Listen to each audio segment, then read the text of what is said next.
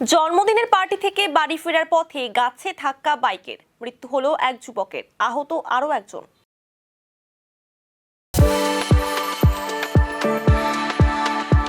We are the dreamers, the achievers, and the leaders. Come, join us today. নকশালবাড়িতে একটি জন্মদিনের party সেরে গতকাল গভীর রাতে বাইকে করে পানি ট্যাঙ্কিতে বাড়িতে ফিরছিল দুই যুবক। সেই সময় শিমুলতলা রাজ্য সড়কে নিয়ন্ত্রণ হারিয়ে গাছে ধাক্কা মারে তাদের বাইক। ঘটনায় গুরুতর জখম হন বিশাল অধিকারী এবং রাহুল সিংহ। ঘটনার পর আশঙ্কাজনক অবস্থায় দুজনকে উদ্ধার করে নকশালবাড়ি হাসপাতালে নিয়ে আসা হলে বাইক চালক বিশাল অধিকারীর মৃত্যু হয়।